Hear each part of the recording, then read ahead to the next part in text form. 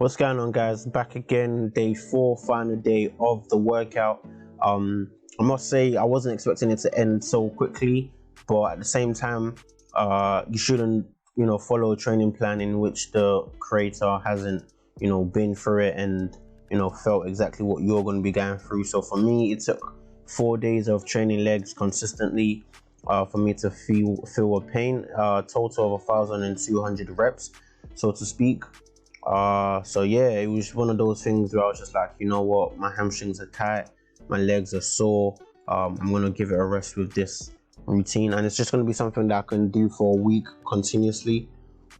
But all in all, I'm glad I was able to wake up and get the workout done first. It's not really something that I do, especially when I'm at home, but for me, going through this past 4 days was definitely mind opening, because I never really enjoyed training at home because of the intensity level, but this intensity level that I was training at allowed me to push myself against my own will, and that's exactly what I like with training, pushing my limits and reaching new heights, so to speak.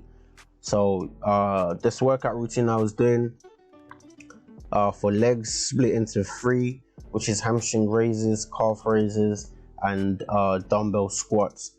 So I was doing that, and then my second main muscle that I was working on was my shoulders. So yeah, we're back again with shoulders.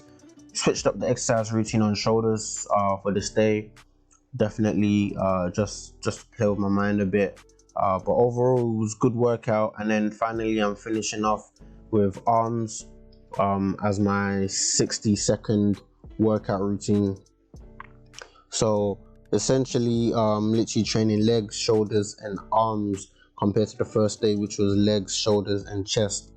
So there's definitely space for improvement in terms of like finding out different exercises, using different exercises when you're training, but still keeping that level of intensity, and at the same time getting enough rest breaks between other muscles. Obviously I was training legs for the whole 4-day period, so I knew I wasn't going to have that much rest period on my legs, but in general for other muscle parts like the shoulders, the back, the arms, they were all perfectly fine for me to go again. So I'll definitely be adding this type of training into more of my training routines, training regimen. So obviously I've just finished 100 reps on legs, so I'm going into my bicep curls right now for 1 minute straight. Also, I've been starting to like a lot of timed rep. I think it brings the best out of you. Rather than going for like 12 or 15 reps, it's best to just go with time, and it forces you to train with your mind, not your muscle. Train your mind, not your muscle. Obviously your muscle can keep going through the process, but it's all about getting your mind in the right state of mind, no pun intended. So obviously dancing is my form of recovery. I just feel like it works. I tried to explain it to my friend that it might send some chemicals into my brain and make me enjoy my session a lot more, but who knows. It's just something that I do when I'm training. I like to listen to the rap music, dance, and feel free. So yeah, this is the last day of the workout. For you guys that's been following the past 3 days leading on to the 4th day, thank you for watching. Just showing you my shoulder routine. Instead of a shoulder press that I did last time, I'm doing some upright rows now, just targeting my shoulders a bit more, targeting the upper traps. Initially I would normally do a double hander, but I just felt weak on this day, really and truly. So I just wanted to take things as light as possible. I know this day took me a bit longer to complete, definitely. I know that for sure. I think it took me just under an hour. Really and truly it's going to take me 30 to 45 minutes, but as long as you get to the end, that's what that really matters, to be fair. So in terms of the workout currently, or in terms of the physique changes I'm seeing in my physique, my shoulders has definitely gotten a lot more broader, a lot more wider. wider would be the right word. My shoulders definitely got wider. My chest is definitely popping out a bit more. My legs is definitely seeing the most improvement. Obviously with the 4-day training, my legs are seeing the most improvement, followed by my shoulders. If I was to improve some things, I'd definitely like to add abs. So my next week training would include a lot more abs training. For me, looking at my physique, I'd definitely like to increase my biceps and my forearms, simply because I don't want my shoulders to overpower my arms. In terms of size, I've started to notice it. So even in my arm workout, I'm going to start dedicating some time to forearms, even though not a lot of people do that, and even more people should do that. It's definitely something I'm going to add into it. Just whilst we're on this topic, looking at this movement that I'm doing, as you can see, the angle is not really the best, but for my last 10 reps, I'm pretty much shrugging up, using my shoulders, keeping the weight right in front of me, so all the tension is literally soaking on my shoulders. I let my arms hang a bit on the floor, in the air, or on the floor, or by my waist, and I drag it up, making sure I'm having elbow to shoulder height, which is actually very, very good, because then you're targeting your whole shoulders. As you can see, I'm doing an upright row. I'm bringing the dumbbells slightly in front of me rather than just dragging it across my body or in front of my body. I'm actually making some sort of space. I feel like when you do that, it definitely targets your shoulders a lot more, not just the side, but a bit more on the top. So I think I did 20 reps on those, and then I went for 20 reps on the shoulder press. The reason why is because obviously I've done shoulder press earlier this week, and I did not want to do 40 reps of them again, just for my mind's sake. So instead I did 20 upright rows, and then I went into 20 shoulder presses with dumbbells.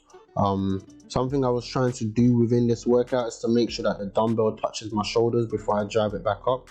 And I also played with little things like putting my hands up in the air, putting my hands in front of me, just doing different things just to increase, some level of functionality and mobility. I did find out that when I have my hands out, or raised up, my non-working arm out or up in front of me, I felt more mind to muscle connection with my working shoulders. So that's probably something you could try doing if you're working with one dumbbell. So yeah, from there I went back into my second 100 rep for legs.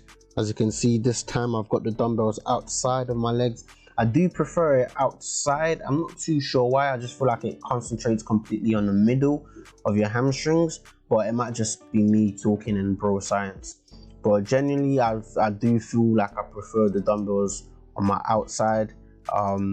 Same point from the other days, if you missed it, is to always drive your foot or your heel to the ground. Always drive your heel, push your heels against the ground whilst going through the motion. It keeps that level of muscle concentration on your hamstrings. Also, only hinge your hips, so it's just your hips. You don't want your back doing all the work. You want your waist, your hips to be doing most of the movements in general, simply because it's closer to your hamstrings. If you was to do your back, if you was to move with your back, you'd be targeting your lower back. So yeah, definitely best when you're doing a hamstring reverse deadlifts to focus on your hips a lot more. All right, so other than that, I was literally doing my legs, I was doing my shoulders, and I told you I was doing my arms. So arms was the last thing I was doing pretty much. Definitely looking to increase size of my arms 100,000%. But I'll get to that definitely. I'm more focused on my forearms than my biceps, because it's easy to get big biceps and big arms, but it's harder to get bigger forearms. So yeah, in this movement as well, I just try to keep my back pressed against something, to just try to get at least 20 reps at the very least, keeping a very controlled motion. Like in terms of movement, I'm not trying to have my body swing in different places, so I put my hips against the wall and literally just making sure it's just my hips driving up and down, keeping my arms all the way down without pulling them up when I'm coming up on the hamstring raises. So little things like that will definitely increase mind to muscle connection. So yeah, I'm just gonna take you through the workout. For calves, for my calves, I was trying to go at least 10 reps with my foot normal, and then 10 reps with my foot with my heels inverted or lateral to my body, if you guys know what that means. So lateral means when it's away from your body, or my heels abducted, which is away, so kind of like bringing in my toes and having my heels flare out. I feel like that targets a bit more of the inside of your calves. I'm not too sure, but you guys know that with foot placement it matters for your calves. So let me see if I change my stance anytime soon. I haven't changed my stance, but I'm definitely certain within my calf raises or any of my calf movement, make sure that my I'm getting a fair bit of my legs straight and my heels coming out, and also my heels coming in as well. I do like that version. It is that's exactly what I'm doing right now. As you can see, it targeting a bit more on the inside of my calves. So yeah, pretty much 100 reps on calf raises, 100 reps on hamstrings reverse deadlifts, and then 100 reps on so that's hamstring quads, 100 reps on squats, and then 100 reps on calf raises. I'm not too certain if you saw the squats, but I definitely did some squats. So yeah, other than that, that's pretty much the workout done. I'm gonna have this in a training plan that I'm going to be selling for £3.99. It's going to be a week routine that you can do continuously. So yeah, this is definitely something that is probably targeting more of your legs